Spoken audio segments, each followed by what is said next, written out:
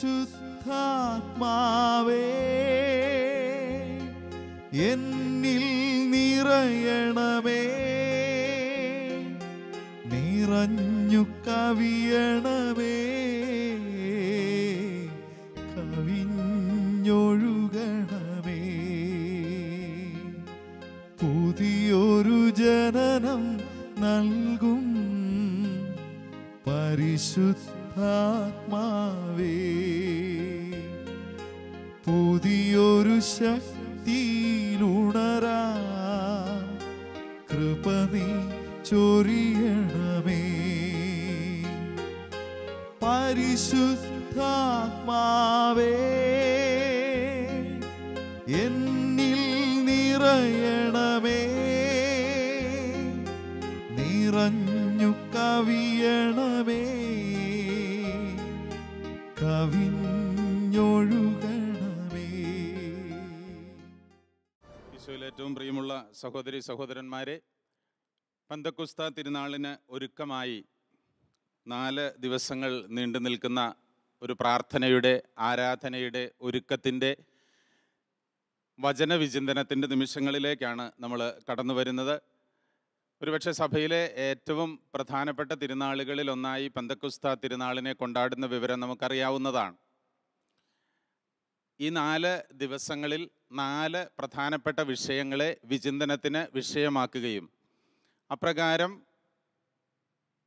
നമ്മുടെ സഭയിൽ പരിശുദ്ധാത്മാഭിഷേകത്തോടുകൂടി വളർന്നു വരുവാനുള്ള വഴികളെ തേടുകയുമാണ് നമ്മളിവിടെ ചെയ്യുക.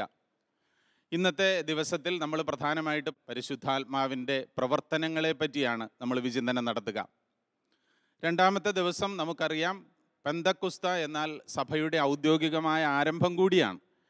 അത് പരിശുദ്ധാത്മാവിൻ്റെ പ്രവർത്തനത്താൽ ആരംഭം കുറിക്കപ്പെട്ട പരിശുദ്ധ സഭയെപ്പറ്റി നമ്മൾ മനസ്സിലാക്കും. 3ാമത്തെ ദിവസം പരിശുദ്ധാത്മാവിനെ സ്വീകരിച്ച ആദിമ ക്രൈസ്തവ സഭയുടെ കൂട്ടായ്മയാണ് ലോകത്തിലെല്ലായിടത്തും ഉണ്ടാകേണ്ടത്, എപ്പോഴും ഉണ്ടായിക്കൊണ്ടിരിക്കുന്നതും. ആദിമസഭയുടെ മാനദണ്ഡം അനുസരിച്ച്, ആദിമസഭയുടെ പ്രവർത്തന ശൈലി അനുസരിച്ച് എങ്ങനെ പരിശുദ്ധാത്മ അഭിഷേകത്തോടെ നമുക്ക് ജീവിക്കാനാവും എന്ന് ചിന്തിക്കുകയാണ് 3ാമത്തെ ദിവസം. 4ാമതായിട്ട് ഈ പരിശുദ്ധാത്മ അഭിഷേകം സ്വീകരിക്കുന്നവൻ പ്രാർത്ഥനയിൽ നിന്ന് അരൂപി ഉൾക്കൊണ്ട് ലോകത്തിൻ്റെ മധ്യത്തിലേക്ക് കടന്നു ചെന്ന് നമുക്കെങ്ങനെ ആത്മാവിനെ കൊടുക്കാനാവും എന്നാണ് നമ്മൾ ചിന്തിക്കുക. അതുകൊണ്ട് തന്നെ ഈശോയിൽ പ്രിയമുള്ളവരെ, നമ്മൾ ഇന്ന് പരിശുദ്ധാത്മാവിൻ്റെ പ്രവർത്തനങ്ങളെ പറ്റി ചിന്തിക്കുമ്പോൾ ആദ്യമായി നമ്മുടെ മനസ്സിലേക്ക് വരിക അപ്പസ്തോല പ്രവർത്തനങ്ങളിലെ 2ാം അധ്യായമാണ്. തീർച്ചയായിട്ടും 2ാം അധ്യായം ആരംഭിക്കുന്നത് പെന്തക്കോസ്തായോടുകൂടിയാണ് എന്ന് നമുക്കറിയാം. ഞാൻ ആ ഭാഗമൊന്ന് വായിക്കുകയാണ്. അധ്യായം 2, അപ്പസ്തോല പ്രവർത്തനങ്ങൾ 1 മുതലുള്ള തിരുവചനങ്ങൾ. പെന്തക്കോസ്താ ദിനം സമാഗതമായപ്പോൾ അവരെല്ലാവരും ഒരുമിച്ച് കൂടിയിരിക്കുകയായിരുന്നു. കൊടുങ്കാറ്റടിക്കുന്നത് പോലുള്ള ഒരു ശബ്ദം പെട്ടെന്ന് ആകാശത്ത് നിന്നുണ്ടായി. അത് അവർ സമ്മേളിച്ചിരുന്ന വീട് മുഴുവൻ നിറഞ്ഞു. അഗ്നിജ്വാലകൾ പോലുള്ള നാവുകൾ തങ്ങൾ ഓരോരുത്തരുടെയും മേൽ വന്നു നിൽക്കുന്നതായി അവർ കണ്ടു. അവരെല്ലാവരും പരിശുദ്ധാത്മാവിനാൽ നിറഞ്ഞു. ആത്മാവ് കൊടുത്ത ഭാഷണപരമനുസരിച്ച് അവർ വിവിധ ഭാഷകളിൽ സംസാരിച്ചു തുടങ്ങി. പിന്നീട് ആത്മാഭിഷേകത്തിൻ്റെ പ്രവർത്തനങ്ങളാണ് ഇവിടെയെല്ലാം നമ്മൾ കാണുക. ജോയൽ പ്രവാചകൻ്റെ പുസ്തകമാണ് ഈ സമയത്ത് എനിക്ക് ഓർമ്മ വരിക. ജോയൽ പ്രവാചകൻ്റെ പുസ്തകത്തിൻ്റെ 2ാം അധ്യായത്തിൻ്റെ 28 മുതലുള്ള തിരുവചനങ്ങൾ ഇപ്രകാരമാണ് പറഞ്ഞത്: അന്ന് ഇങ്ങനെ സംഭവിക്കും, എല്ലാവരുടെയും മേൽ എൻ്റെ ആത്മാവിനെ ഞാൻ വർഷിക്കും. നിങ്ങളുടെ പുത്രന്മാരും പുത്രിമാരും പ്രവചിക്കും. നിങ്ങളുടെ വൃദ്ധന്മാർ സ്വപ്നങ്ങൾ കാണും. യുവാക്കൾക്ക് ദർശനങ്ങൾ ഉണ്ടാകും. ആ നാളുകളിൽ എൻ്റെ ദാസന്മാരുടെയും ദാസിമാരുടെയും മേൽ എൻ്റെ ആത്മാവിനെ ഞാൻ വർഷിക്കും. ആകാശത്തിലും ഭൂമിയിലും ഞാൻ അത്ഭുതകരമായ അടയാളങ്ങൾ കാണിക്കും. രക്തവും അഗ്നിയും ധൂമപടലവും. ജോയൽ പ്രവാചകനിലൂടെ പ്രവചിക്കപ്പെട്ടത് അപ്പസ്തോല പ്രവർത്തനങ്ങളുടെ 2ാം അധ്യായത്തിൽ സാധിതമാകുന്നതിൻ്റെ രംഗമാണ് നമ്മളിവിടെ കാണുക. അങ്ങനെ പരിശുദ്ധാത്മാവ് കടന്നു വരുന്നതിൻ്റെ ദിനത്തെ നമ്മൾ ഇന്ന് ആഘോഷിക്കുന്ന ദിനമാണ് പെന്തക്കോസ്താ. പരിശുദ്ധാത്മാവിൻ്റെ പ്രവർത്തനത്തെ നമ്മൾ ഇന്ന് ഓർമ്മിച്ചെടുക്കുന്നതിൻ്റെ ദിനമാണ് പെന്തക്കോസ്താ. അങ്ങനെ ഉള്ള ഒരു ദിനം സഭയുടെ ചരിത്രത്തിലേക്ക് കടന്നു വരുന്നത് ഒരു യഹൂദ തിരുനാളിൻ്റെ പശ്ചാത്തലത്തിലാണ് എന്ന് എൻ്റെ പ്രിയപ്പെട്ട ശ്രോതാക്കൾ അറിയാവുന്നതായിരിക്കും. ആഴ്ചകളുടെ തിരുനാൾ, നമ്മൾ പുറപ്പാട് പുസ്തകത്തിൽ, നിയമാവർത്തന പുസ്തകത്തിലെല്ലാം വായിക്കുന്നുണ്ട്. 7 ദിവസങ്ങൾ കൂടുന്ന 7 ആഴ്ചകൾ. എനിക്ക് തോന്നുന്നു അച്ഛന്മാരുടെയോ സിസ്റ്റേഴ്സിൻ്റെയോ വിവാഹിതരായ ദമ്പതികളുടെയൊക്കെ 50 വർഷത്തെ ജൂബിലി സമയത്ത് വായിക്കുന്നൊരു പഴയ നിയമഭാഗമാണത്. 7 ദിവസങ്ങൾ ഒരുമിച്ച് കൂടുന്ന 7 ആഴ്ചകൾ. ഇങ്ങനെ 7 ആഴ്ചകൾ ഒരുമിച്ച് കൂടുന്ന 49 ദിവസങ്ങൾക്ക് ശേഷം വരുന്ന 50-ാം ദിവസം ആഴ്ചകളുടെ തിരുനാൾ എന്ന് യഹൂദന്മാർ വിളിച്ചിരുന്ന തിരുനാളിനെയാണ് ഉത്ഥാനത്തിൻ്റെ 50-ാം ദിവസം പരിശുദ്ധാത്മാവ് കടന്നു വന്നതിൻ്റെ ഓർമ്മയായിട്ട് അവർ ആചരിക്കാനായിട്ട് ആരംഭിച്ചത്. അതുകൊണ്ട് തന്നെ പെന്തക്കുസ്ത എന്ന വാക്കിൻ്റെ അർത്ഥം തന്നെ 50-ാം ദിവസം എന്നാണ്. ദ 50th ഡേ, 50-ാം ദിവസം. ഇത് 50-ാം ദിവസത്തിൻ്റെ മഹനീയമായ തിരുനാളാഘോഷമാണ് പെന്തക്കുസ്ത എന്ന് പറയുന്നത്. യേശുനാഥൻ്റെ വാഗ്ദാനമനുസരിച്ച് പരിശുദ്ധാത്മാവ് നമ്മിലേക്ക് കടന്നു വന്ന വലിയ ദിവസത്തിൻ്റെ ഓർമ്മയാണ് ഈ 50-ാം ദിവസം എന്ന് നമ്മൾ പറയുന്നത്. രക്ഷാകര ദൗത്യത്തിൽ പരിശുദ്ധാത്മാവിൻ്റെ പ്രവർത്തനത്തെ ഈ അവസരത്തിൽ നമ്മൾ മനസ്സിലാക്കണം എന്നാണ് എനിക്ക് തോന്നുക. ഞാൻ പറഞ്ഞല്ലോ, ഇന്നത്തെ ദിവസം നമ്മൾ പരിശുദ്ധാത്മാവിൻ്റെ പ്രവർത്തനത്തെയാണ് മനസ്സിലാക്കാനായിട്ട് ആഗ്രഹിക്കുക. എന്താണ് പരിശുദ്ധാത്മാവിൻ്റെ പ്രവർത്തനം? എന്തായിരുന്നു പരിശുദ്ധാത്മാവ് ഈ ലോകത്തിൽ വന്നിട്ട് ചെയ്യാനുണ്ടായിരുന്നത്? രക്ഷാകര ദൗത്യത്തെ നമ്മൾ വളരെ ലളിതമായൊന്ന് മനസ്സിലാക്കിയാൽ പ്രിയമുള്ളവരെ നമുക്കത് വ്യക്തമാകും. ആദിമ കാലഘട്ടങ്ങളിൽ, അതായത് പഴയ നിയമത്തിൻ്റെ ആദ്യ കാലഘട്ടങ്ങളിൽ ദൈവം മനുഷ്യരോട് സംസാരിച്ചിരുന്നതെല്ലാം മധ്യവർത്തികളിലൂടെയാണ് എന്ന് നമുക്കറിയാം. അവിടെ യേശുക്രിസ്തുവിൻ്റെ സാന്നിധ്യം നമ്മൾ കാണുന്നില്ല, അല്ലെങ്കിൽ പരിശുദ്ധാത്മാവിൻ്റെ ഒരു പ്രത്യേകമായ ആഗമനം നമ്മൾ കാണുന്നില്ല.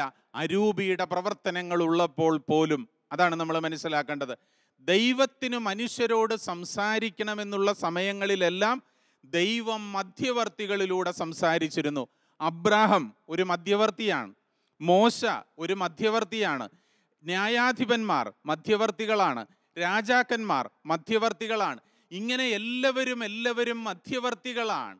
മധ്യവർത്തികളായിരുന്ന ആളുകളിലൂടെ ദൈവം സംസാരിക്കുന്നു. നമുക്കറിയാലോ, പുറപ്പാട് പുസ്തകം എടുത്ത് നോക്കിക്കോളൂ. പുറപ്പാട് പുസ്തകത്തിൽ നമ്മൾ കാണുന്നത് മോശയെയാണ്. മോശ അവിടെ ദൈവത്തിൻ്റെ മീഡിയേറ്ററാണ്. അതുകൊണ്ട് തന്നെ ദൈവം മോശയോടാണ് സംസാരിക്കുക. എന്താണ് മോശയോട് പറയുക? നീ പോയി എൻ്റെ ജനത്തോട് പറയുക. ആവർത്തിച്ച് പുറപ്പാട് പുസ്തകത്തിൽ നമ്മൾ കാണുന്നു, നീ പോയി എൻ്റെ ജനത്തോട് പറയുക. ഇനി ഈ ജനം ഒരുപക്ഷെ കടലുകൾ കടക്കാൻ കടന്നു ചെല്ലുമ്പോൾ, മലകൾ കയറാൻ ചെല്ലുമ്പോൾ, അവരുടെ പ്രവാസത്തിൻ്റെ കാലഘട്ടങ്ങളിലെല്ലാം ബുദ്ധിമുട്ടുണ്ടാകുമ്പോൾ, ദൈവത്തിനെതിരെ അവർ പിറുപിറുക്കുമ്പോഴും അവർ സംസാരിക്കുന്നത് ഈ മധ്യവർത്തിയോടായിരുന്നു. നിന്റെ ദൈവം ഞങ്ങളെ കൊണ്ടുവന്ന് ഇവിടെ ആക്കിയോ എന്ന് ചോദിക്കുന്നു. ചുരുക്കത്തിൽ ദൈവത്തിന് മനുഷ്യരോട്, വിശ്വാസ സമൂഹത്തോട് സംസാരിക്കേണ്ടപ്പോഴും വിശ്വാസ സമൂഹത്തിന് ദൈവത്തോട് സംസാരിക്കേണ്ടപ്പോഴും അവർ ഈ ഒരു മധ്യവർത്തി, ഈ ഒരു മീഡിയേറ്റർ എന്നും അവരുടെ മധ്യത്തിൽ നിന്നിരുന്നു എന്നുള്ളതാണ്.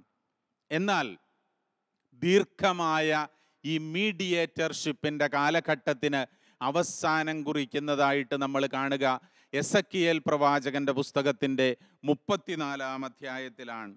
എസക്കിയേൽ പ്രവാചകന്റെ പുസ്തകത്തിൻ്റെ 34-ാം അധ്യായം ഇസ്രായേലിൻ്റെ ഇടയന്മാർക്കെതിരെ സംസാരിക്കുന്നത് നമ്മൾ കാണുകയാണ്. എസക്കിയേൽ പ്രവാചകന്റെ പുസ്തകം 34-ാം അധ്യായം 17 മുതലുള്ള വചനങ്ങൾ ഇപ്രകാരം പറയുന്നു. ദൈവമായ കർത്താവ് അരുളി ചെയ്യുന്നു, എൻ്റെ അജഗണമേ, ഞാൻ ആടിനും മധ്യേയും മുട്ടാടിനും കോലാട്ടിൻകുട്ടനും മധ്യേയും വിധി നടത്തും. നല്ല മേച്ചിൽ സ്ഥലത്ത് നിങ്ങൾക്ക് മേഞ്ഞാൽ പോരെ? മിച്ചമുള്ള പുൽത്തകിടി ചവിട്ടിത്തേച്ചു കളയണോ? ശുദ്ധജലം കുടിച്ചാൽ പോരെ? ശേഷിച്ച ജലമെല്ലാം ചവിട്ടിത്തേക്കണോ? ഒരു ഇടയന്മാര് ആടുകളെ ശുശ്രൂഷിക്കുന്നതിൽ വരുത്തിയ വീഴ്ചയും അവിടെ നമ്മൾ ശ്രദ്ധിക്കേണ്ട കാര്യങ്ങളും എസക്കിയേൽ പ്രവാചകന്റെ പുസ്തകം 34-ാം അധ്യായം പറയുന്നു. ദൈവമായ കർത്താവ് അരുളി ചെയ്യുന്നു, 34-ാം അധ്യായം 11-ാം വാക്യം, ദൈവമായ കർത്താവ് അരുളി ചെയ്യുന്നു, ഇതാ ഞാൻ തന്നെ എൻ്റെ ആടുകളെ അന്വേഷിച്ച് കണ്ടുപിടിക്കും. ആടുകൾ ചിതറിപ്പോയാൽ ഇടയൻ അവയെ അന്വേഷിച്ചിറങ്ങും. അതുപോലെ ഞാൻ എൻ്റെ ആടുകളെ അന്വേഷിച്ചിറങ്ങും. കാറ് നിറഞ്ഞ അന്ധകാരപൂർണമായ ആ ദിവസം ചിതറിപ്പോയ ഇടങ്ങളിൽ നിന്നെല്ലാം ഞാൻ അവരെ വീണ്ടെടുക്കും. ജനതകളുടെ ഇടയിൽ നിന്ന് ഞാൻ അവയെ കൊണ്ടുവരും. രാജ്യങ്ങളിൽ നിന്ന് ഞാൻ അവയെ ഒരുമിച്ച് കൂട്ടും. സ്വദേശത്തവയെ ഞാൻ കൊണ്ടുവരും. ഇസ്രായേലിലെ മലകളിലും നീരുറവകളിലും മനുഷ്യവാസമുള്ള എല്ലാ ഇടങ്ങളിലും ഞാൻ അവയെ മേയ്ക്കും. നല്ല പുൽത്തകിടികളിൽ ഞാൻ അവയെ മേയ്ക്കും. ഇസ്രായേലിൽ ഉയർന്ന മലകളിലായിരിക്കും അവർക്ക് മേച്ചിൽ സ്ഥലങ്ങൾ. അവിടെ നല്ല മേച്ചിൽ സ്ഥലത്ത് അവ കിടക്കും. ഇസ്രായേൽ മലകളിലെ സമൃദ്ധമായ പുൽത്തകിടികളിൽ അവ മേയും. മേച്ചിൽ പുറങ്ങളിലേക്ക് ഇടയനായി ദൈവം തന്നെ കടന്നു വരുന്നൊരവസ്ഥ. അതിൻ്റെ കാരണം 34-ാം അധ്യായം തുടങ്ങുമ്പോൾ പറയുകയാണ്. കർത്താവ് അരുളി ചെയ്യുന്നു, മനുഷ്യപുത്ര, ഇസ്രായേലിൻ്റെ ഇടയന്മാർക്കെതിരെ പ്രവചിക്കുക. 34-ാം അധ്യായം 1-ാം വാക്യം. അവരോട് പറയുക, ദൈവമായ കർത്താവ് അരുളി ചെയ്യുന്നു, തങ്ങളെ തന്നെ പോറ്റുന്ന ഇസ്രായേലിൻ്റെ ഇടയന്മാരെ നിങ്ങൾക്ക് ദുരിതം. ഇടയന്മാർ ആടുകളെയല്ലേ പോറ്റേണ്ടത്? നിങ്ങൾ മേധസ്സു ഭക്ഷിക്കുകയും രോമം കൊണ്ടുള്ള വസ്ത്രം ധരിക്കുകയും കൊഴുത്തതിനെ കൊല്ലുകയും ചെയ്യുന്നു. എന്നാൽ നിങ്ങൾ ആടുകളെ പോറ്റുന്നില്ല. ഞാൻ ഈ പറഞ്ഞതൊന്ന് നേരെ തിരിച്ച് ചിന്തിച്ചോളൂ പ്രിയപ്പെട്ടവരെ. 34-ാം അധ്യായത്തിൻ്റെ തുടക്കത്തിൽ പ്രവാചകൻ പറയുന്നു, ഈ ആടുകളെല്ലാം അവരുടെ മീഡിയേറ്റർഷിപ്പ് കൃത്യമായി പാലിച്ചില്ല എന്ന്. അങ്ങനെ പാലിക്കാതിരുന്നതിന് ഞാൻ തന്നെ എൻ്റെ ആടുകളെ അന്വേഷിച്ചിറങ്ങുമെന്ന് പറയുന്നു. 34-ാം അധ്യായം 11-ാം വാക്യം. ഇതല്ലേ മനുഷ്യാവതാരം എന്ന് നമ്മൾ വിളിക്കുക? മീഡിയേറ്റേഴ്സ് അതിൽ തന്നെ, മധ്യവർത്തികൾ അതിൽ തന്നെ വിശ്വസ്തരാകാതിരുന്നപ്പോൾ സർവശക്തനായ ദൈവം തന്നെ തൻ്റെ വിശ്വാസ സമൂഹത്തെ, തൻ്റെ ജനത്തെ നയിക്കാൻ വേണ്ടി ഇറങ്ങി വന്നതിനെയാണ് നമ്മൾ മനുഷ്യാവതാരം എന്ന് വിളിച്ചത്. അവിടെയാണ് ഈശോ രംഗപ്രവേശം ചെയ്യുക. മനുഷ്യാവതാരം എന്ന രക്ഷാകര ദൗത്യത്തിൻ്റെ സത്യം യെശയ്യാ പ്രവാചകന്റെ 10-ാം പുസ്തകത്തിലും 10-ാം അധ്യായത്തിലും നമ്മളത് കാണുന്നുണ്ട്. വീണ്ടും വീണ്ടും നമ്മൾ പല സ്ഥലത്തും രക്ഷകനെ പ്രതീക്ഷിച്ചിരിക്കുന്ന ജനത്തെ കാണുന്നുണ്ട്. അങ്ങനെ മനുഷ്യാവതാരം സാധ്യമാകുന്നു. മധ്യവർത്തികളിലൂടെ സംസാരിച്ചിരുന്ന ദൈവം തന്നെ ഈ ലോകത്തിലേക്ക് കടന്നു വരുന്നു. ഒരു ക്രിസ്മസ് ഉണ്ടാകുന്നു. അത് രക്ഷകൻ മനുഷ്യനായി ഈ ലോകത്തിലേക്ക് കടന്നു വരുന്നു. അവിടെ പുതിയ നിയമം ആരംഭിക്കുകയാണ്. ഈ പുതിയ നിയമത്തിൻ്റെ ആരംഭം കുറിക്കുന്ന സമയങ്ങളിൽ പോലും, അല്ലെങ്കിൽ യേശുക്രിസ്തുവിൻ്റെ അപ്പസ്തോല സമൂഹം ഒന്നടങ്കമായി നിന്നുകൊണ്ട് യേശുക്രിസ്തുവിനോട് ഒരുമിച്ച് ജീവിക്കുമ്പോൾ പോലും, അല്ലെങ്കിൽ ഈ സമൂഹം ഒരുമിച്ച് യേശുക്രിസ്തുവിനെ അനുധാവനം ചെയ്തൊരു വലിയ സമൂഹം പോലും, അവരെല്ലാം വിചാരിച്ചു, ഇനി ഈശോ ഇവിടുന്ന് പോകില്ല, ഇനി ഈശോ ഇവിടുന്ന് പോകില്ല. എല്ലാ കാര്യങ്ങളും കൃത്യമാണ്. കാരണം രക്ഷകൻ കടന്നു വന്നിരിക്കുന്നു. അതുകൊണ്ടാണ് സ്നാപക യോഹന്നാന്റെ ശിഷ്യന്മാര് ഈശോയുടെ അടുത്ത് വന്ന് ചോദിച്ചു, ഞങ്ങൾ ഇനി വേറൊരാളെ പ്രതീക്ഷിക്കണോ? ഈശോ പറഞ്ഞു, നിങ്ങൾ ഇവിടെ കാണുന്നതെല്ലാം പോയി പറയുക. നിങ്ങൾ ഇവിടെ കാണുന്നതെല്ലാം പോയി പറയുക. ചെവി കേൾക്കാൻ പാടില്ലാത്തവനൊക്കെ ചെവി കേൾക്കുന്നു, കണ്ണ് കാണാൻ പാടില്ലാത്തവനൊക്കെ കണ്ണ് കാണുന്നു. ആകെ ഇവിടെ നടക്കുന്ന ഈ അത്ഭുതത്തിൻ്റെ വലിയ കാര്യങ്ങൾ സ്നാപകനോട് പറയുമ്പോൾ അവന് മനസ്സിലാകും രക്ഷകൻ ഇവിടെ ജനിച്ചിരിക്കുന്നു എന്ന്. അങ്ങനെ ഈ ലോകത്തെ യേശുക്രിസ്തുവിൻ്റെ ആഗമനം രക്ഷാകര ദൗത്യത്തിൻ്റെ ഒരു 2-ാം ഘട്ടം എന്ന പോലെ നമ്മൾ പറയുന്നു. ദൈവം തന്നെ ഈ ലോകത്തിലേക്ക് മനുഷ്യനായി കടന്നു വരുന്നു. എല്ലാവരും വിചാരിച്ചു ഈശോ എല്ലാ കാലത്തും നമ്മുടെ കൂടെ ഉണ്ടാകുമെന്ന്. എന്നാൽ യോഹന്നാന്റെ സുവിശേഷത്തിൻ്റെ 16-ാം അധ്യായമായപ്പോൾ കാര്യങ്ങൾ തകിടം മറിയുന്നൊരു രംഗമാണ് നമ്മൾ കാണുന്നത്. 16-ാം അധ്യായത്തിൻ്റെ 16 മുതലുള്ള തിരുവചനങ്ങൾ ഇപ്രകാരമാണ് പറയുക: അല്പസമയം കഴിഞ്ഞാൽ നിങ്ങൾ എന്നെ കാണുകയില്ല, വീണ്ടും അല്പസമയം കഴിഞ്ഞാൽ നിങ്ങൾ എന്നെ കാണും. അപ്പോൾ അവൻ്റെ ശിഷ്യന്മാരിൽ ചിലർ പരസ്പരം പറഞ്ഞു, അല്പസമയം കഴിഞ്ഞാൽ നിങ്ങൾ എന്നെ കാണുകയില്ല എന്നിവൻ പറയുന്നത് എന്തുകൊണ്ടാണ്? 16-ാം അധ്യായത്തിൻ്റെ 5 മുതലുള്ള തിരുവചനങ്ങൾ അതിന് മറുപടി പറയുന്നുണ്ടായിരുന്നു തൊട്ടു മുമ്പ്. എന്നാൽ ഇപ്പോൾ ഞാൻ എന്നെ അയച്ചവൻ്റെ അടുക്കലേക്ക് പോവുകയാണ്. ഒരുപക്ഷെ ഈശോയെ അനുധാവനം ചെയ്തിരുന്ന സകല മനുഷ്യർക്കും വളരെ ട്രാജിക്കായിട്ടുള്ള ഒരു റെസ്പോൺസാണ് യേശുവിൻ്റെ പക്കൽ നിന്ന് വരുന്നത്. ദുഃഖപൂരിതമായ നിമിഷങ്ങളായിരുന്നു അത്. ഇപ്പോൾ ഞാൻ എന്നെ അയച്ചവൻ്റെ അടുക്കലേക്ക് പോവുകയാണ്. എന്നിട്ടും നീ എവിടെ പോകുന്നു എന്ന് നിങ്ങളിൽ ആരും എന്നോട് ചോദിക്കുന്നില്ല. ഞാനിതെല്ലാം നിങ്ങളോട് പറഞ്ഞതുകൊണ്ട് നിങ്ങളുടെ ഹൃദയം ദുഃഖപൂരിതമായിരിക്കുന്നു. എങ്കിലും സത്യം ഞാൻ നിങ്ങളോട് പറയുന്നു, നിങ്ങളുടെ നന്മയ്ക്ക് വേണ്ടിയാണ് ഞാൻ പോകുന്നത്. ഞാൻ പോകുന്നില്ലെങ്കിൽ സഹായകൻ നിങ്ങളുടെ അടുക്കലേക്ക് വരികയില്ല. ഞാൻ പോയാൽ അവനെ നിങ്ങളുടെ അടുക്കലേക്ക് ഞാൻ അയക്കും. അവൻ വന്ന് പാപത്തെക്കുറിച്ചും നീതിയെക്കുറിച്ചും ന്യായവിധിയെക്കുറിച്ചും ലോകത്തെ ബോധ്യപ്പെടുത്തും. അവർ എന്നിൽ വിശ്വസിക്കാത്തതിനാൽ പാപത്തെക്കുറിച്ചും, ഞാൻ പിതാവിൻ്റെ അടുക്കലേക്ക് പോകുന്നത് കൊണ്ട് നിങ്ങൾ ഇനിമേലിൽ എന്നെ കാണുകയില്ലാത്തത് കൊണ്ട് നീതിയെക്കുറിച്ചും, ഈ ലോകത്തിൻ്റെ അധികാരി വിധിക്കപ്പെട്ടിരിക്കുന്നതിനാൽ ന്യായവിധിയെക്കുറിച്ചും ഞാൻ ബോധ്യപ്പെടുത്തും. പ്രിയപ്പെട്ടവരെ, പെന്തക്കുസ്ത തിരുനാളിനൊരുക്കമായ ഈ സന്ദേശം നമ്മളിവിടെ നൽകുമ്പോൾ എന്താണ് പെന്തക്കുസ്ത എന്ന് ചോദിച്ചാൽ ഇവിടെ ആരംഭിക്കുന്നതാണ് പെന്തക്കുസ്തായുടെ സന്ദേശം. മധ്യവർത്തികളിലൂടെ സംസാരിച്ചിരുന്ന ദൈവം തമ്പുരാൻ ലോകത്തിലേക്ക് മനുഷ്യനായി അവതരിച്ചു വന്നിട്ട് അവൻ പറയുന്നു, ഞാനിപ്പോൾ എൻ്റെ പിതാവിൻ്റെ പക്കലേക്ക് പോവുകയാണ്. ഞാനിപ്പോൾ എൻ്റെ പിതാവിൻ്റെ പക്കലേക്ക് പോവുകയാണ്. അതുകൊണ്ട് തന്നെ എൻ്റെ പിതാവിൻ്റെ ഭവനത്തിൽ നിന്ന് ഞാനൊരു സഹായകനെ നിങ്ങളിലേക്ക് അയക്കുകയാണ്. രക്ഷാകര ദൗത്യത്തിൻ്റെ മൂന്നാമത്തെ ഘട്ടം അഥവാ പരിശുദ്ധാത്മാവിൻ്റെ കാലഘട്ടം ഇവിടെ ആരംഭിക്കുകയാണ്. ത്രിത്വൈക ദൈവം എന്ന് പറയുമ്പോൾ പ്രിയപ്പെട്ടവരെ, നമ്മളിത് ആലോചിച്ചോണം.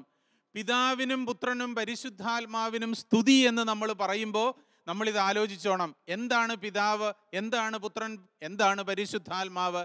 അവർ മൂന്നു പേരും ഒന്നാണ് എന്ന് നമ്മൾ പറയുന്നു. വിവിധങ്ങളായ കാലഘട്ടങ്ങളിൽ, വിവിധങ്ങളായ അവസ്ഥകളിൽ, വിവിധങ്ങളായ ഭാവങ്ങളിൽ മനുഷ്യൻ്റെ മുൻപിൽ ദൈവീകതയുമായിട്ട് കടന്നു വരുന്ന പിതാവായ ദൈവത്തെ, പുത്രനായ ഈശോയെ, പരിശുദ്ധാത്മാവായ ദൈവത്തെ നമ്മൾ കണ്ടുമുട്ടുകയാണ്. അവിടെ പരിശുദ്ധാത്മാവായ ദൈവം അന്നു മുതൽ ഇപ്പോൾ വരെ, ഈ പന്തക്കുസ്തായുടെ തിരുനാൾ ദിനം വരെ, ഇന്നീ ദിവസം വരെ നമ്മളെ കാത്തു സൂക്ഷിക്കുന്നവനെ നമ്മൾ വിളിക്കുന്ന പേരാണ് പരിശുദ്ധാത്മാവ് എന്ന്. ആ പരിശുദ്ധാത്മാവിൻ്റെ ആഗമനമാണ് പെന്തക്കുസ്ത തിരുനാളിൽ സംഭവിച്ചത്.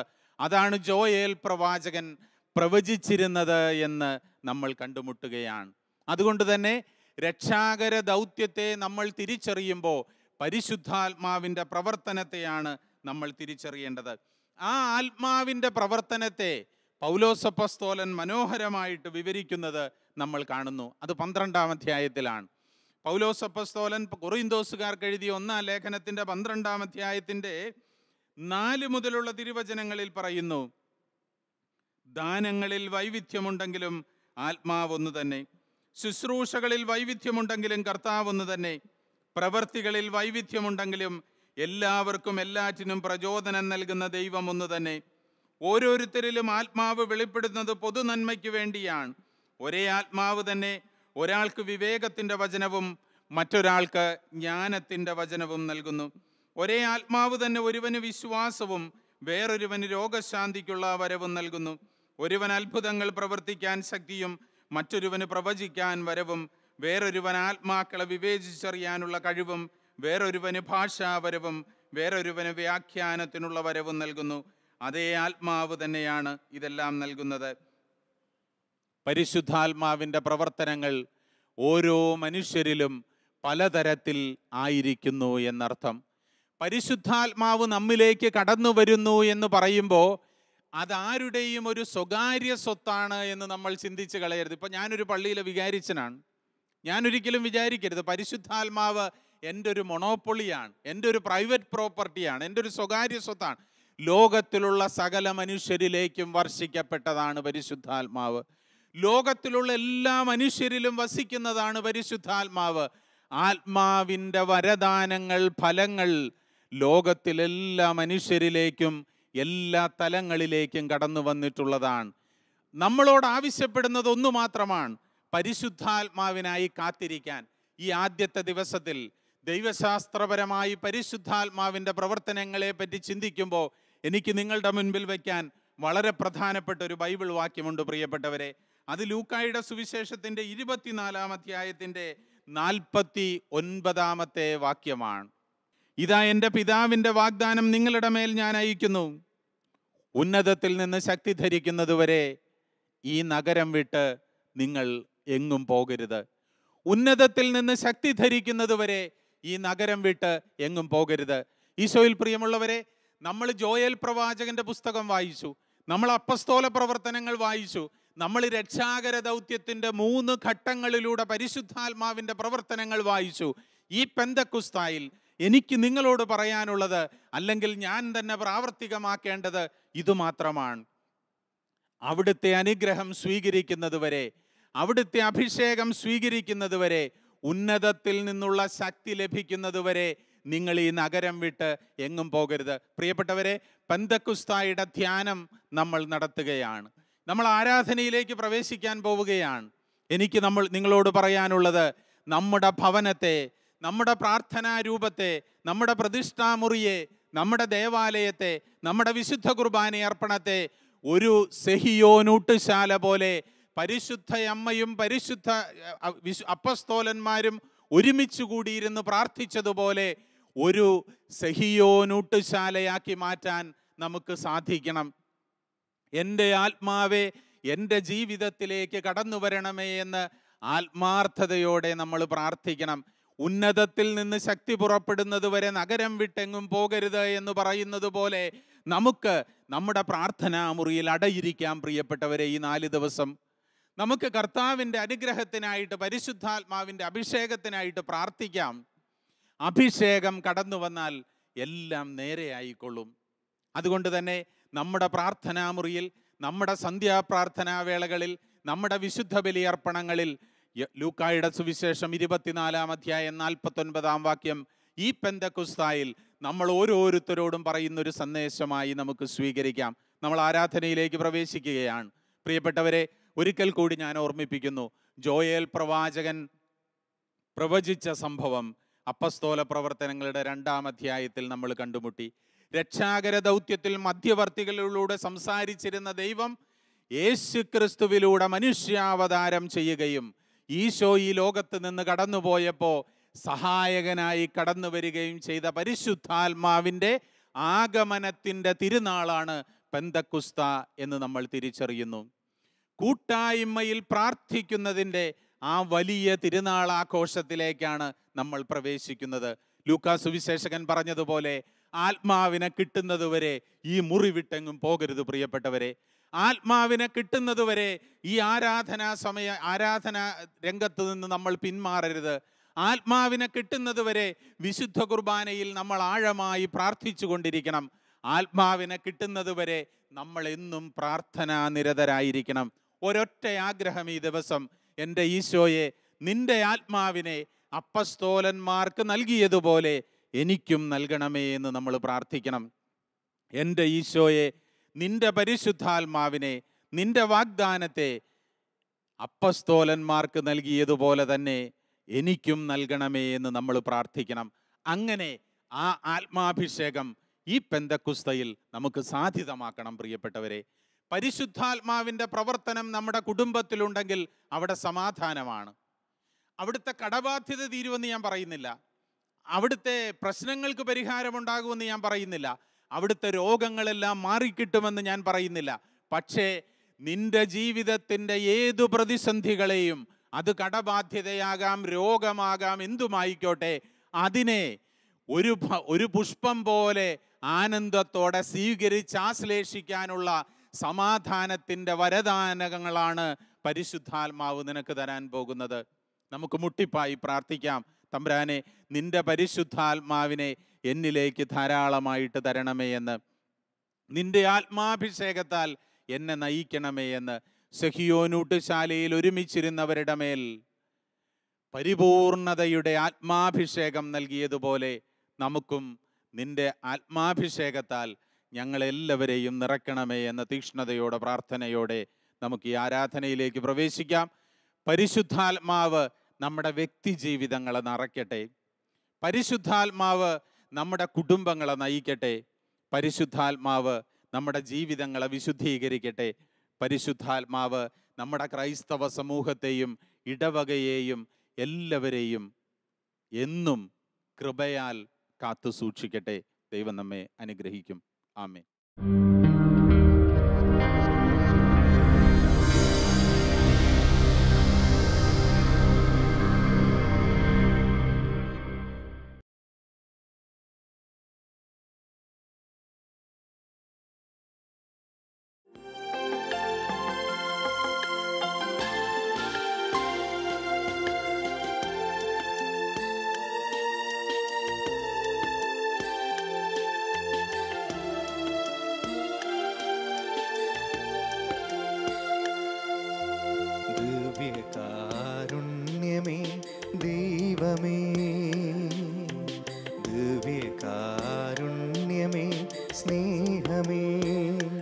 ദിവ്യകാരുണ്യമായി എന്നെ തേടിയെത്തുന്ന ഈശോ അങ്ങേ ഞാൻ ഇന്നാരാധിക്കുന്നു. ആനന്ദത്തോടുൾക്കൊണ്ടിടുന്നു. ദിവ്യകാരുണ്യമായി എന്നെ തേടിയെത്തുന്ന ഈശോ അങ്ങേ ഞാൻ ഇന്നാരാധിക്കുന്നു. ആനന്ദത്തോടുൾക്കൊണ്ടിടുന്നു.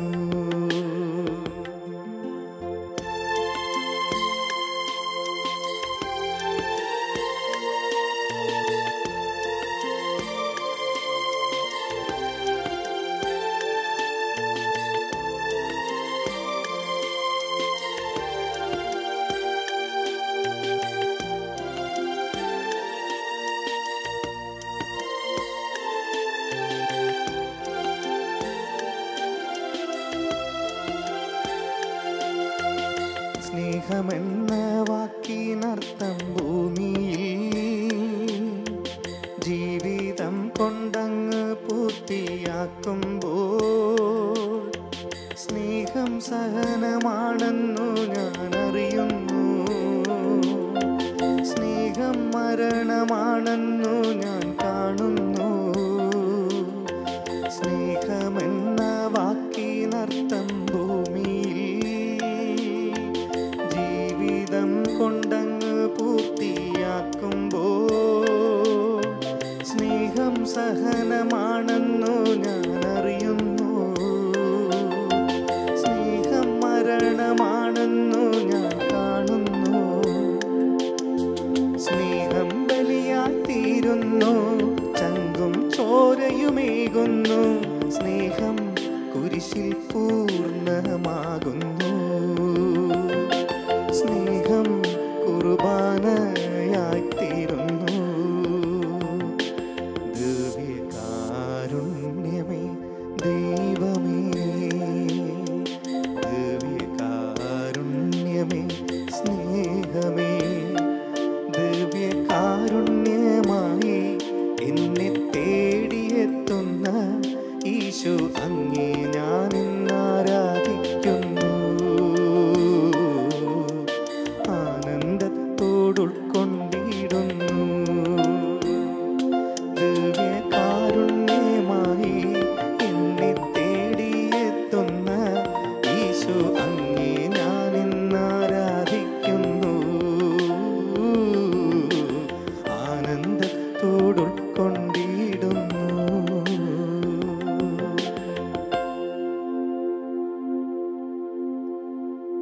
കർത്താവേ, നിന്റെ വാഗ്ദാനമായ പരിശുദ്ധാത്മാവിനെ ഞങ്ങളിലേക്ക് അയക്കണമേ എന്ന് ഏറ്റവും തീക്ഷ്ണതയോട് പ്രാർത്ഥിക്കുന്ന ആരാധനയുടെ നിമിഷങ്ങളിലാണ് നമ്മൾ. പന്തക്കുസ്താനുഭവത്തിനായി സിഹിയോനൂട്ടുശാലയിലായിരുന്ന അപ്പസ്തോലന്മാരെ പോലെ പരിശുദ്ധ അമ്മയോടൊപ്പം ദൈവമേ, ഞങ്ങളീ മുറിയിൽ, ഞങ്ങളീ പള്ളിയിൽ, ഞങ്ങളായിരിക്കുന്ന ഈ സ്ഥലത്ത് ദിവ്യകാരുണ്യത്തിൻ്റെ വലിയ ശക്തി ഉൾക്കൊണ്ടുകൊണ്ട് ഇവിടെ ആയിരിക്കുന്നു. കർത്താവേ, കൃപയേകണമേ. ആത്മാഭിഷേകത്തിൻ്റെ പ്രവർത്തന ശൈലിയാണ് ഞങ്ങൾ ഉൾക്കൊണ്ടത്. പെന്തക്കുസ്തായിലേക്ക് കടന്നു പോകാൻ ഒരുങ്ങുന്ന ഞങ്ങളെ സംബന്ധിച്ചിടത്തോളം പരിശുദ്ധാത്മാഭിഷേകത്തിൻ്റെ വഴികളാണ് കർത്താവെ ഞങ്ങൾ കണ്ടുകൊണ്ടിരുന്നത്. പരിശുദ്ധ പരമ ദിവ്യകാരുണ്യമേ, ഞങ്ങളുടെ മനസ്സിനെ, ഞങ്ങളുടെ ഹൃദയത്തെ വലുതാക്കി ആത്മാഭിഷേകത്തിനായിട്ട് നമ്മളെ ഒരുക്കണമേ എന്ന് നമുക്ക് പ്രാർത്ഥിക്കാം. ദൈവകാരുണ്യമേ, ഞങ്ങളെ നിന്റെ വാഗ്ദാനമായ ആത്മാഭിഷേകത്തിലേക്ക് നയിച്ചാലും ദൈവത്തിൻ്റെ രൂപിക്കായിട്ടാണ് നമ്മൾ പ്രാർത്ഥിക്കുക. ദൈവത്തിൻ്റെ പ്രവർത്തനങ്ങളാണ് നമ്മൾ ഈ സമയം വിചിന്തനം ചെയ്തത്. പരിശുദ്ധാത്മാവിൻ്റെ പ്രവർത്തന ശൈലിയാണ് നമ്മൾ ഉൾക്കൊണ്ടത്. ദൈവാരൂപിയെ കടന്നു വരണമേ എന്ന് നമുക്ക് പാടി പ്രാർത്ഥിക്കാം.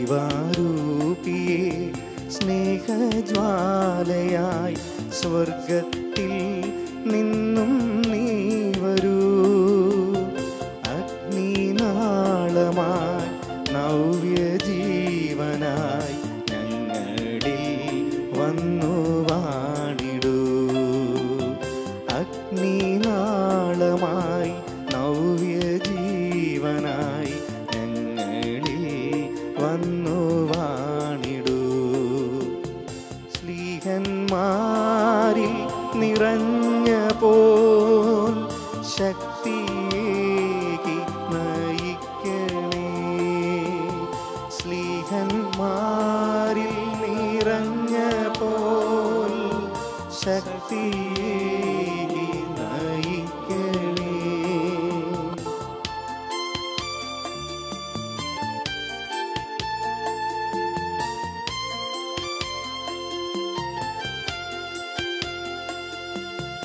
ശാന്തിയേകുന്ന ദിവ്യ സന്ദേശം മാനസാന്തര മാർഗമായി.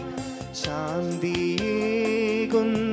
ദിവ്യ സന്ദേശം മാനസാന്തര മാർഗമായി.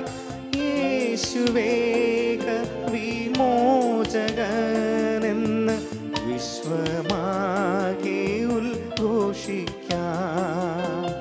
യേശുവേക വിമോചകനെന്ന് വിശ്വമാകെ ഉദ്ഘോഷിക്കാം.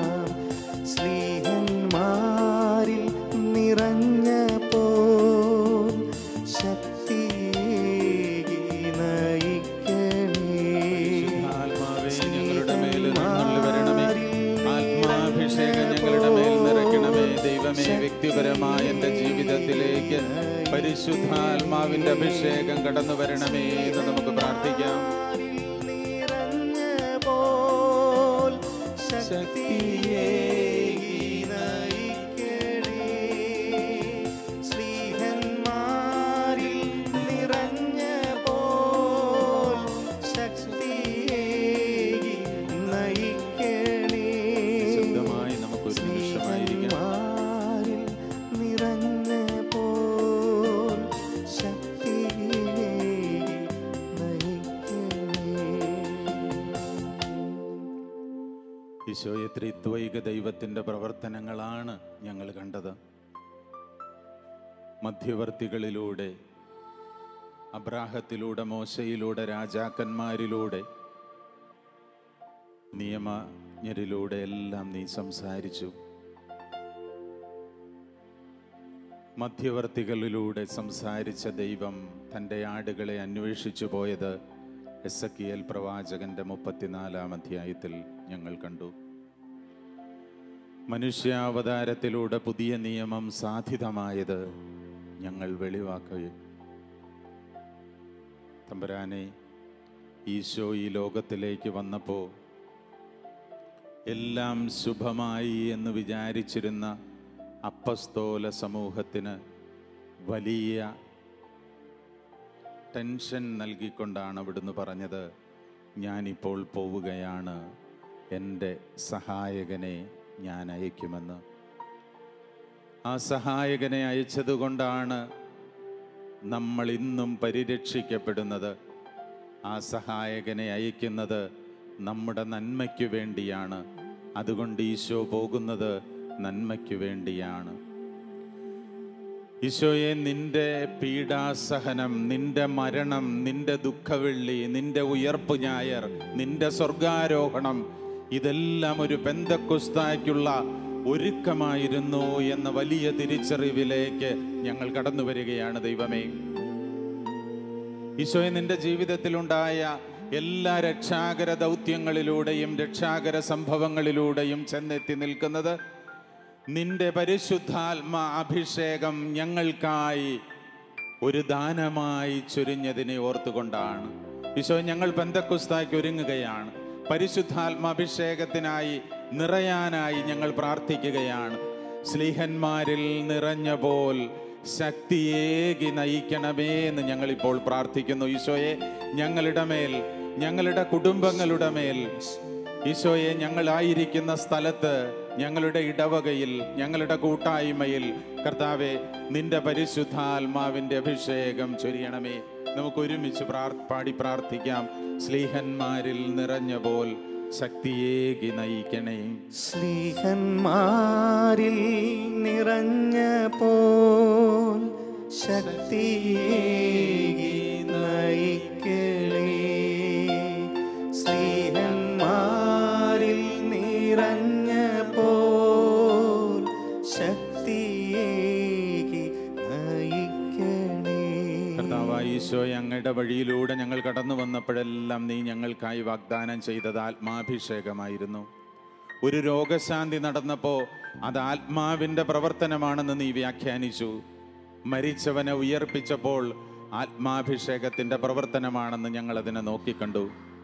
തമ്പുരാനെ, ഞങ്ങളുടെ ജീവിതത്തിലെ ഓരോ നിമിഷവും പരിശുദ്ധാത്മാവിൻ്റെ ചെയ്തികളെയാണ് ഞങ്ങൾ ഉറപ്പിക്കേണ്ടത് എന്നിവിടെ ഞങ്ങൾ തിരിച്ചറിയുകയാണ്. ഞാൻ എഴുന്നേറ്റ് നിൽക്കുന്നുണ്ടെങ്കിൽ, നടക്കുന്നുണ്ടെങ്കിൽ, സംസാരിക്കുന്നുണ്ടെങ്കിൽ, പ്രവർത്തിക്കുന്നുണ്ടെങ്കിൽ, ദൈവമേ, എളിയവനായ മനുഷ്യൻ എന്ത് ചെയ്യാൻ കഴിയും? പ്രഭാഷകന്റെ പുസ്തകം പറയുന്നു, കൃമിയും കീടവുമായ മനുഷ്യന് അഹങ്കരിക്കാൻ എന്തുണ്ട്? ഇന്ന് ജഡം, നാളെ അവൻ പുഴുവിനും കൃമിക്കും ഭക്ഷണമായി മാറുന്നവൻ. ദൈവമേ, ഞങ്ങളിലുള്ള ആത്മാഭിഷേകമാണ്, ഞങ്ങളിലുള്ള ദൈവാംശമാണ് ഞങ്ങളെ കൊണ്ട് ഇതെല്ലാം ചെയ്യിക്കുന്നത്. ഒരു വേള ഞങ്ങളതൊന്നും ഓർക്കാറില്ലെന്ന് മാത്രം. ഈശോയെ, ഞാനിവിടെ നിന്ന് ഈ ആരാധന നയിക്കുന്നത്, ഒരുപക്ഷെ ഇതിനു വേണ്ട ഒരുക്കങ്ങൾ ചെയ്യുന്നത്, ഞങ്ങൾ ഒരുമിച്ച് ഇവിടെ ഇരുന്ന് ആരാധിക്കുന്നത്, ഞങ്ങൾ പ്രാർത്ഥിക്കുന്നത്, പ്രവർത്തിക്കുന്നത്, ഓഫീസിൽ ജോലി ചെയ്യുന്നത്, സംസാരിക്കുന്നത്, തമ്പുരാനെ, എല്ലാം നിന്റെ കൃപ. പൗലോസ് അപ്പോസ്തലൻ പറഞ്ഞു, നിന്റെ കൃപ മാത്രം മതി, നിന്റെ കൃപ മാത്രം മതി. പെന്തക്കോസ്താ ഒരുക്കത്തിൽ ഞങ്ങൾ പ്രാർത്ഥിക്കുന്നത്, ഈശോയെ, നിന്റെ വാഗ്ദാനമായ പരിശുദ്ധാത്മാവിനെ മാത്രം മതി. തമ്പുരാനെ, ഞങ്ങളുടെ ജീവിതത്തിലേക്ക് കടന്നു വന്ന് ഞങ്ങളെ നീ ഉത്തേജിപ്പിക്കുന്നുണ്ട്, ഞങ്ങളെ വളർത്തുന്നുണ്ട്. ഓരോ നിമിഷവും നിന്റെ ആത്മാഭിഷേകം കൊണ്ടാണ് ഞങ്ങൾ ജീവിച്ചു പോകുന്നത്. അതെല്ലാം യഥാർത്ഥമായ തിരിച്ചറിവോടെ ഉൾക്കൊള്ളാൻ ഞങ്ങളിൽ കൂടുതലായി പരിശുദ്ധാത്മാവിനെ നൽകണമേ. സ്ലീഹന്മാരിൽ നിറഞ്ഞ പോൽ ശക്തിയേകി നയിക്കണേ. സ്നേഹന്മാരിൽ നിറഞ്ഞപ്പോൾ ശക്തിയേകി നയിക്കണേ. സ്നേഹന്മാരിൽ നിറഞ്ഞപ്പോൾ ശക്തിയേകി നയിക്കണേ. സ്നേഹന്മാരിൽ നിറഞ്ഞപ്പോൾ ശക്തിയേകി നയിക്കണേ. സ്നേഹന്മാരിൽ നിറഞ്ഞപ്പോൾ ശക്തിയേകി നയിക്കണേ. ഈ ആരാധനയുടെ തുടർന്നുള്ള ഏതാനും സമയങ്ങൾ സകലർക്കും പരിശുദ്ധാത്മാവിനെ ലഭിക്കാൻ വേണ്ടി ഒരു മധ്യസ്ഥ പ്രാർത്ഥനയുടെ നിമിഷങ്ങളായി നമുക്കിതിനെ മാറ്റാൻ. പ്രിയപ്പെട്ടവരെ, എനിക്ക് മാത്രം പോരല്ലോ പരിശുദ്ധാത്മാവിനെ. രോഗികളായി കട്ടിലിൽ കിടക്കുന്ന ഒരുപാട് പേര് ഈ ആരാധനയുടെ ഭാഗവും ഭാവവുമാകുന്നുണ്ട്. ദൈവമേ, അവർക്കെല്ലാം രോഗശാന്തിയുടെ വരം നൽകി, പരിശുദ്ധാത്മാഭിഷേകം നൽകി അവരെ സുഖപ്പെടുത്തണമേ. കർത്താവെ, നീയൊന്ന് അരുളി ചെയ്താൽ മതി, എൻ്റെ ആത്മാവ് സുഖം പ്രാപിക്കും എന്ന് പറഞ്ഞവരുണ്ട്. കർത്താവെ, എന്നെ സ്പർശിക്കാൻ, എൻ്റെ വീട്ടിലേക്ക് കടന്നു വരാൻ ഞാൻ യോഗ്യനല്ല. ദൈവമേ, നീ അങ്ങനെ കടന്നു വരരുത്, അതിനു മാത്രം അയോഗ്യനാണ് എന്ന് വിളിച്ചു പറഞ്ഞവരുണ്ട്. തമ്പുരാനെ, ഈ ആരാധനയുടെ നിമിഷങ്ങൾ രോഗികളായി കഴിയുന്ന സകലർക്കും വേണ്ടി ഞങ്ങൾ പ്രാർത്ഥിക്കുകയാണ്. രോഗശാന്തി ആത്മാവിൻ്റെ അഭിഷേകമാണ്. നീ എൻ്റെ വീട്ടിൽ വരുവാൻ യോഗ്യത എനിക്കില്ല, അങ്ങൊരു വാക്കരുളി ചെയ്താൽ മാത്രം മതി, എൻ്റെ ആത്മാവ് സുഖം പ്രാപിക്കും. തമ്പുരാനെ, നിന്റെ ആത്മാവിനെ എല്ലാ ഭവനങ്ങളിലേക്കും വർഷിക്കണമേ. ഈ ആരാധനയുടെ ഭാഗമായി മാറുന്ന സകലരിലേക്കും നിന്റെ ആത്മാഭിഷേകം വർഷിക്കണമേ.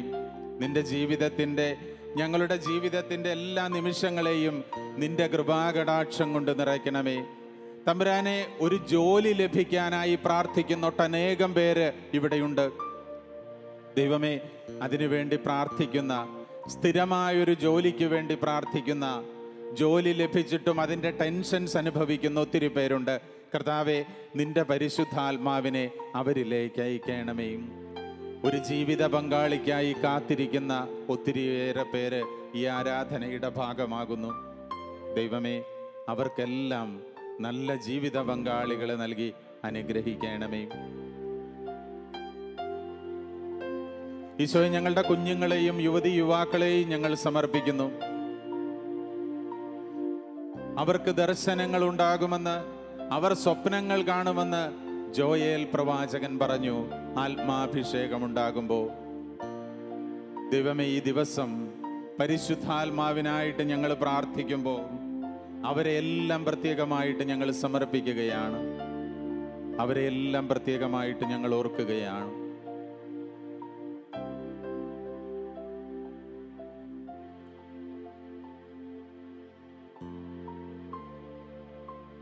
ഉത്തരവാദിത്വത്തോടെ പ്രവർത്തനങ്ങൾ നിർവഹിക്കേണ്ട മാതാപിതാക്കന്മാർ, കുടുംബനാഥന്മാർ, കുടുംബനാഥമാർ, വാർദ്ധക്യ സഹജമായ അസുഖം മൂലം ഒരുപക്ഷെ പഴയതുപോലെ പള്ളിയിൽ പോകാനൊന്നും കഴിയാത്തവര്, പഴയതുപോലെ ആരോഗ്യത്തോടെ പ്രവർത്തിക്കാൻ സാധിക്കാത്തവര്,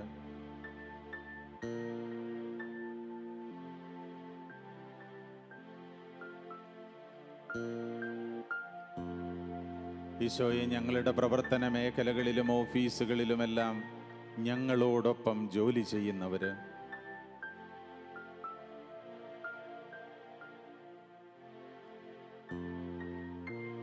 എല്ലാവരിലേക്കും പരിശുദ്ധാത്മാവിന്റെ ആവാസമുണ്ടാകണമേ എന്ന് നമുക്ക് പ്രാർത്ഥിക്കാം. പെന്തക്കോസ്ത അവർക്കെല്ലാം ഒരു പുതിയ അനുഭവമാക്കി മാറ്റണമേ. ലോകത്തിൽ ആർക്കെല്ലാം വേണ്ടി ഞങ്ങൾ പ്രാർത്ഥിക്കാൻ കടപ്പെട്ടിരിക്കുന്നു തമ്പുരാനെ, അവരെല്ലാം ഞങ്ങൾ ഓർത്തു പ്രാർത്ഥിക്കുകയാണ്.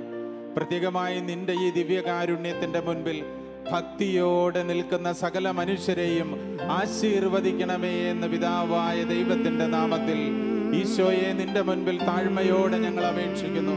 അവരിലെല്ലാം പരിശുദ്ധാത്മാഭിഷേകമായിട്ട് കടന്നു ചെല്ലണമേ. ഒരു നിമിഷം ഇവരെല്ലാം സമർപ്പിച്ച് നമുക്ക് സ്തോത്രം ചെയ്ത് പ്രാർത്ഥിക്കാം. ഹല്ലേലൂയ. കർത്താവേ സ്തോത്രം, യേശുവേ നന്ദി. Hallelujah, hallelujah. ദൈവമേ സ്തോത്രം ചെയ്യുന്നു, നിനക്ക് ഞങ്ങൾ സ്തോത്രം ചെയ്യുന്നു. ഈശോയെ കൃപ നൽകണമേ, ആത്മാഭിഷേകം നൽകണമേ, കർത്താവിന്റെ കൃപ നൽകണമേ. അങ്ങയുടെ അനുഗ്രഹത്താൽ ഇവരെല്ലാം നിറയ്ക്കണമേ. Hallelujah, hallelujah, hallelujah. ദൈവാരൂപിയെ എന്നുള്ള ഗാനം ഒരിക്കൽ കൂടി നമുക്ക് ആലപിക്കാം. പരിശുദ്ധാത്മാഭിഷേകത്തിനായി നമ്മൾ പ്രാർത്ഥിച്ച സകലരെയും നമുക്ക് സമർപ്പിക്കാം. ഒരു പെന്തക്കോസ്തായ്ക്ക് ഒരുങ്ങുന്ന നമ്മളെ തന്നെ ദൈവത്തിന്റെ സന്നിധിയിൽ അർപ്പിക്കാം. ദൈവാരൂപിയുടെ സഹായം നമ്മുടെ മേൽ ധാരാളമായി ഉണ്ടാകട്ടെ. ദൈവാരൂപിയെ സ്നേഹജ്വാലയായി സ്വർഗത്തിൽ നിന്നും നീ വരൂ. ദൈവാരൂപിയെ സ്നേഹജ്വാലയായി സ്വർഗത്തിൽ നിന്നും നീ വരൂ. അഗ്നിനാളമായി നവ്യജീവനായി ഞങ്ങളിൽ വന്നു വാണിടൂ. സ്നേഹന്മാരിൽ നിറഞ്ഞ പോൽ ശക്തിയേകി നയിക്കണേ. സ്നേഹന്മാരിൽ നിറഞ്ഞ പോൽ ശക്തിയേകി നയിക്കണേ. സ്നേഹന്മാരിൽ നിറഞ്ഞ പോൽ ശക്തിയേകി നയിക്കണേ.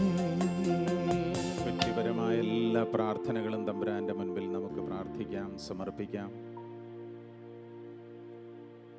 പരിശുദ്ധാത്മാവിന്റെ സ്പർശം എൻ്റെ ജീവിതത്തിൽ ഉണ്ടാകണമെന്ന് നമ്മൾ ആഗ്രഹിക്കുന്ന ചില സ്ഥലങ്ങളും മേഖലകളുമൊക്കെ ഉണ്ടല്ലോ പ്രിയപ്പെട്ടവരെ. നിന്റെ ബുദ്ധിയിൽ പരിശുദ്ധാത്മാവ് സ്പർശിക്കണമെന്നുണ്ടോ? ഒരു പ്രത്യേക വിഷയം പഠിക്കാൻ നിനക്ക് ബുദ്ധിമുട്ടുള്ളത് കൊണ്ട് അവിടെ ആത്മാവിൻ്റെ സ്പർശമുണ്ടാകണമെന്ന് നീ ആഗ്രഹിക്കുന്നുണ്ടോ?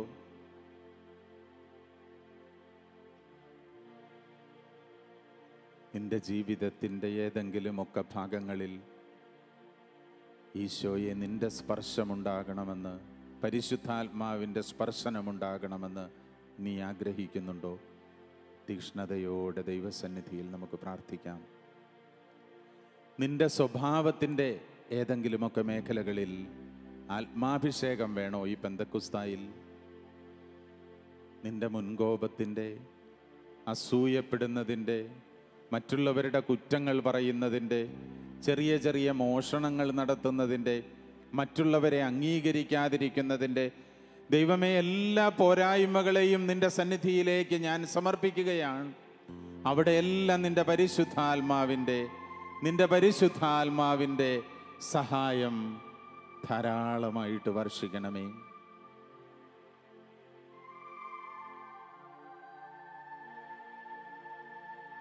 ഈശോ, എൻ്റെ ജോലിസ്ഥലത്തും പ്രവർത്തന മേഖലയിലുമെല്ലാം നിന്റെ സ്പർശം, അഭിഷേകം ധാരാളമാക്കണമേ.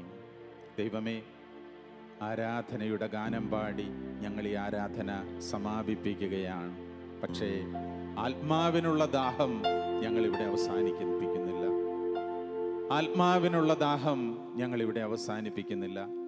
ഈശോയെ, നിന്റെ സഹായകനായിട്ട് ഞങ്ങളിലേക്ക് കടന്നു വന്ന പരിശുദ്ധാത്മാവിനെ ഹൃദയത്തിൽ പേറാനുള്ള വലിയ ആഗ്രഹമുള്ളിൽ വെച്ചുകൊണ്ട് പ്രാർത്ഥനയുടെയും പരിത്യാഗത്തിൻ്റെയും ആത്മീയതയുടെയും വഴികളിലൂടെ എന്നും നടത്തണമേ എന്ന വലിയ പ്രാർത്ഥനയോടെ ഞങ്ങൾ ഈ ആശീർവാദത്തിനായി ഒരുങ്ങുകയാണ്. ദൈവമേ, ഞങ്ങളെ ആശീർവദിച്ചാലും